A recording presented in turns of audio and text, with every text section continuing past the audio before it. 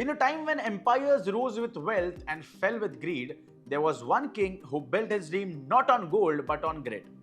Chhatrapati Shivaji Maharaj, a name that still echoes through Maharashtra's hills, valleys, and coastlines. He was not born into power, but he created it. With limited men, minimal resources, and surrounded by mighty enemies, he dared to dream of Swarajya, a free and self-ruled nation. But Chhatrapati Shivaji Maharaj's genius wasn't just in dreaming, it was in planning. His guerrilla war tactics, known as Ganimi Kawa, left even the most powerful Mughal generals baffled. He attacked fast, retreated faster, and always chose the battlefield that favored him. Yet Chhatrapati Shivaji Maharaj was more than a warrior. He was a visionary ruler and an able administrator, and also a master strategist. His governance was people-centric. Religious freedom, women's safety, justice for all, these weren't just promises, but they were his policies. But what truly held this young empire together was something that still stands tall today, and those are his forts. Each fort wasn't just a structure, it was a nerve center of administration, a vault of secrets, and a watchtower of warning, and also a symbol of resistance. And to design these forts, Chhatrapati trusted brilliant minds like Hiroji Indolkar, his chief architect, who turned hills into fortresses. He relied on Moropanta Pingale, his first Peshwa, who ensured the planning and logistics of each fort, and engineers like Yesaji Kang, who brought live ideas that seemed impossible for that era. Today, 12 of those forts spread across Maharashtra and even into Tamil Nadu have been added to the UNESCO World Heritage List, a recognition that these are not ruins but monuments of courage, discipline, and unmatched strategy. Let's begin our journey with the very heart of Chhatrapati's kingdom, the Raigad Fort. This was where Chhatrapati Shivaji Maharaj was crowned as the Chhatrapati in 1674. Nestled in the Sahyadris, Raigad wasn't just a fort, it was the capital. From its public court to its market streets, everything was built to sustain a kingdom in the mountains. Chhatrapati Shivaji Maharaj also passed away here, making Raigad not just the administrative core but also the emotional core of the Maratha Empire. Before Raigad, there was Rajgad Fort, Chhatrapati's first capital.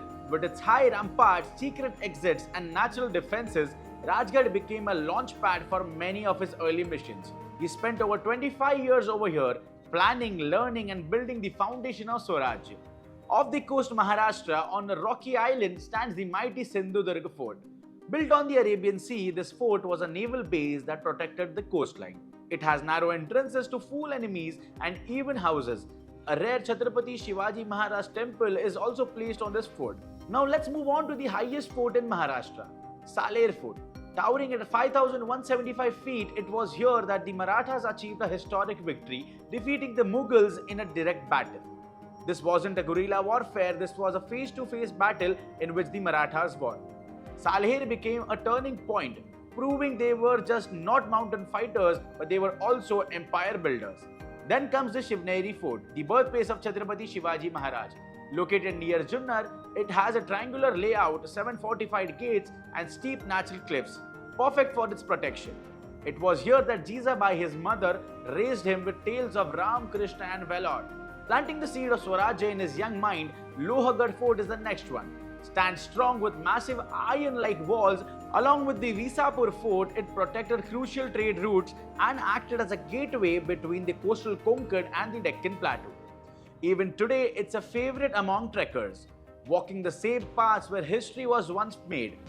Far away from the land, Khanderi Fort sits like a lonely warrior in the sea near Alibag.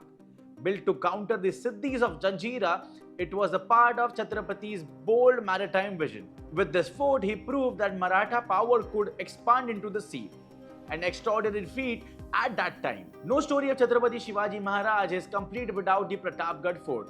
Hidden in the dense western Ghats, it's here that Chhatrapati faced Afzal Khan, a Mughal general sent to crush him. In a dramatic encounter filled with deceit, Chhatrapati Shivaji Maharaj defended himself using a hidden armor and a tiger claw weapon, killing Afzal Khan and securing a legendary victory. Pratapgad is not just a fort, it's a symbol of strategy, courage, and destiny. Then comes the Suvarnadurga Fort, also called the Golden Fort. Located on an island of the Konkan coast, this fort was central to shipbuilding and naval defense. It highlights Chhatrapati's unmatched foresight, building a navy when almost everyone felt that it was impossible. The next fort is the Panala fort near Kolhapur, which is another gem. Though it predates Chhatrapati, he understood its value and captured it. Later, it became the stronghold of Rani Tarabai, Chhatrapati's daughter-in-law, who bravely led the Maratha resistance after his death. The fort's long walls and panoramic views speak of battle fought and legacies carried forward. Then there is the Vijayadurg fort, known as the Eastern Gibraltar. Built right on the Konkan coast, it had undersea walls and secret docks. Chhatrapati Shivaji Maharaj personally hoisted the saffron flag here, marking it as a sight and victory and pride. And finally, now we reach Janji, a fort in Tamil Nadu, a stunning example of how far the Maratha influence had spread. Its three hills, interconnected by walls, made it almost impossible to conquer. When the Mughals occupied large parts of Maharashtra, Rajaram, who was Chhatrapati's son, made Janji his temporary capital. Even Aurangzeb could not break its spirit. Together, these 12 forts form a military landscape unlike any in the world, and UNESCO finally agrees to it. But for us, they have always been more than monuments. They are living testaments to a man who created a nation from scratch. A man who believed that power must be earned and not inherited. That respect must be given to all, friend or a foe. And that even the strongest empire is nothing without discipline, purpose and vision. Chhatrapati Shivaji Maharaj wasn't just a king, he was an idea. This is Gaurang Kadam from Lokmat Times signing off.